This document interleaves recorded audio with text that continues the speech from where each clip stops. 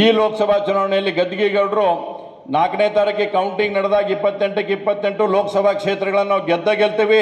ಸನ್ಮಾನ್ಯ ಗದ್ದಿಗೌಡರು 2 ಲಕ್ಷಕ್ಕಿಂತ ಹೆಚ್ಚಿನ ಮತಗಳ ಅಂತರದಿಂದ ಈ ಚುನಾವಣೆಯಲ್ಲಿ ಅವರು ಜಯವನ್ನು ಸಾಧಿಸ್ತಾರೆ. ಭಾರತೀಯ ಜನತಾ ಪಾರ್ಟಿ ಸನ್ಮಾನ್ಯ ನರೇಂದ್ರ ಮೋದಿ ಅವರ ನೇತೃತ್ವದಲ್ಲಿ ಬಹುದೊಡ್ಡದಾದಂಥ ಗೆಲುವನ್ನು ಕೂಡ ನಾವು ಸಾಧಿಸ್ತೇವೆ ಅನ್ನೋಂಥದ್ದನ್ನು ಕೂಡ ನಾವು ಯೋಚನೆ ಮಾಡಬೇಕಾಗತ್ತೆ. ಮ್ಯಾಚ್ ಫಿಕ್ಸಿಂಗ್ ಆಕೈತಿ ಅನ್ನುವಂಥದ್ದನ್ನು ಕೂಡ ನಿನ್ನೆ ಮಾತಾಡ್ಯಾರ ಭಾಳಷ್ಟು.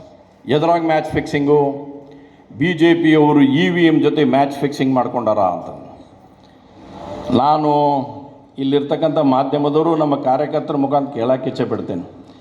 ಸನ್ಮಾನ್ಯ ರಾಹುಲ್ ಗಾಂಧಿಯವರ ಮೊನ್ನೆ 2023 ಇದೇ ಕರ್ನಾಟಕ ಜನ ನಿಮ್ಗೆ 135 ಸೀಟ್ ಕೊಟ್ಟರು.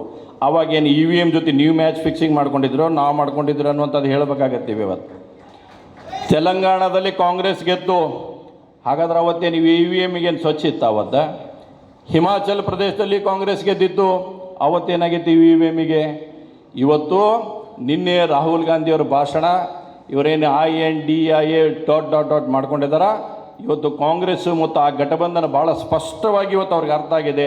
ಈ ಚುನಾವಣೆಯಲ್ಲಿ ಭಾರತೀಯ ಜನತಾ ಪಾರ್ಟಿ ಅವ್ರು ಖರ್ಗೆ ಅವರು ಹೇಳಿದ್ದು, ನಾವು ಹೇಳಿದ್ದಲ್ಲ, ಹೌಸ್ನಲ್ಲೇ ಮಾತಾಡ್ತಕ್ಕಂಥ ಸಂದರ್ಭದಲ್ಲಿ ಹೇಳಿದ್ರು. ಅವರು ಏನು ಹೇಳಿದ್ರು ಖರ್ಗೆ ಅವರು, ಅಬ್ಕಿ ಬಾರ್ 400 ಪಾರ್ BJP ಅಂತನ್ನುವಂಥ ಮಾತನ್ನು ಅವರೇ ಹೇಳಿದ್ದಾರೆ, ನಾನು ಹೇಳೋಕ್ಕಿಂತಲ್ಲ. ಹೀಗಾಗಿ ಇವತ್ತು ವಿನಾಕಾರಣ EVM ಮೇಲೆ ಅಂದರೆ ಇವತ್ತು ಕಾಂಗ್ರೆಸ್ ಪಾರ್ಟಿಗೆ ಸ್ಪಷ್ಟವಾಗೈತಿ, ನಾವು ಈ ಚುನಾವಣೆಯಲ್ಲಿ ನಮ್ದು ಏನೂ ಉಳಿಯೋಂಗಿಲ್ಲ, ನಾವು ಸ್ವಚ್ಛ ಛಾಪಾಯಿ ಹೋಗ್ತೀವಿ ಅನ್ನೋಂಥ ಗೊತ್ತಾದಕ್ಕಾಗಿ ಮುಂದೆ 4ನೇ ತಾರೀಕಿಗೆ ಹೇಳೋದು ಏನೈತೆ ಅಂತೇಳಿ ಈಗ EVM ಒಂದು ಡೌಟನ್ನು ಹಾಕೋ ಮುಖಾಂತರ EVM ಜೊತೆ BJP ಅವರು ಅನ್ನೋತಂದ್ರೆ ನಾನು ಭಾಳ ಸ್ಪಷ್ಟವಾಗಿ ಹೇಳಕ್ಕೆ ಇಚ್ಛೆ ಪಡ್ತೀನಿ.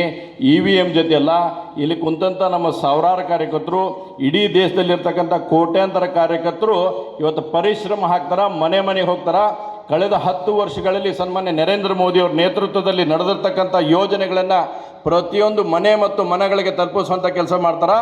ಜನ ಬಂದು ಇವತ್ತು ಕಮಲ್ ಹೂವಿನ ಮ್ಯಾಗ ಬಟನ್ ಮೇಲೆ ಒತ್ತು ಮುಖಾಂತರ ಭಾರತೀಯ ಜನತಾ ಪಾರ್ಟಿಯನ್ನು 400ಕ್ಕೆ ಹೆಚ್ಚಿನ ಸೀಟುಗಳನ್ನು ಗೆದ್ದೇ ಗೆಲ್ತೈತೆ ಅನ್ನೋಂಥ ವಿಶ್ವಾಸವನ್ನು ನಾವು ಹೊಂದಿ ಇವತ್ತು ಚುನಾವಣೆ ಕಾರ್ಯದಲ್ಲಿ ನಾವೆಲ್ಲರೂ ಕೂಡ ಹೇಳಿದ್ದೇವೆ ಇವತ್ತು.